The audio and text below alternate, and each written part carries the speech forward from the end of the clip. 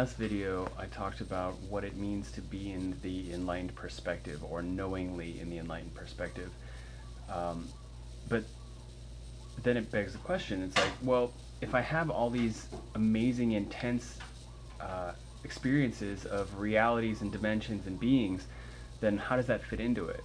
And so I think that this is a huge gap in what a lot of the non-dual teachers are giving to people, and I get it why. It's because it's it's important not to distract people with too much information, but the enlightened perspective and the what we would call maybe like the astral perspective of information from the unseen realms, they're completely separate. They coincide, but they're completely separate. And this is what I mean. The knowing awareness is sitting with yourself without the story, perceiving reality unfiltered, not adding anything, and just allowing that light to come through. Now, that doesn't necessarily include any kind of magical cosmic experience, but it can, because when you stop adding things, it allows you to reclaim power to expand your awareness. And the reason why is because it consumes a lot of energy to insist your will on your perception. So what happens is that when you stop insisting and you allow reality to present itself, more and more subtle layers will become presented, and from that place you start to see and experience all the things that you can see and experience through deep meditations, and maybe entheogenic medicines, stuff like that. So while the two typically go hand in hand, it's not advisable to go down the path of the visionary states or the ecstatic states, because they can be really distracting. And that's described really well in the Yoga Sutras, Patanjali's Yoga Sutras, why the cities are potentially like very dangerous pitfalls.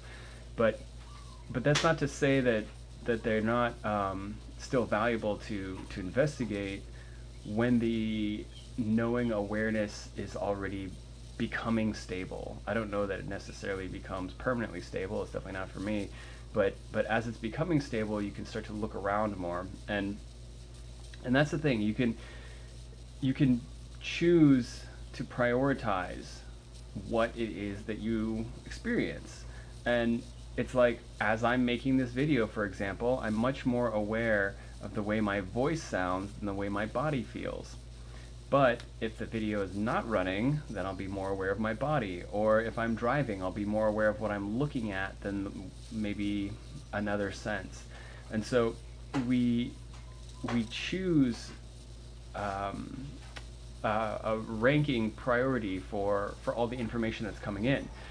And the reason why that's important to acknowledge for anyone who wants to start seeing and experiencing cosmic astral information is because you have to notice what it is that you're spending all of your resources on. If you're spending it on engaging in physical activity or visual stimulation, or just running messages or stories through your mind, it's going to consume all the awareness that you have available. And there is an infinite awareness, but as a human being, your bandwidth is limited. So you can fill it up with whatever you want. And typically, most people fill it up with information that's only in this three-dimensional physical reality, and that is inevitably going to exclude all the other information. It's like that. The stars don't go anywhere during the daytime.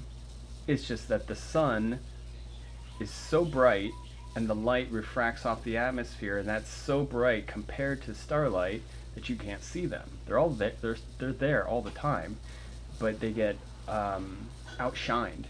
And so what you can do is choose not to look at the sun, and the starlight can come through a lot easier.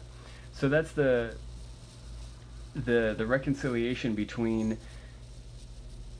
what we consider the enlightened perspective and the reality, the very reliable reality that there's so much cosmic, fantastic information available. It's just a matter of prioritizing what you want to look at. When you're when you're done when you're done looking at the contents of your mind, then you can really free up energy to look at what's emanating in and around us all the time.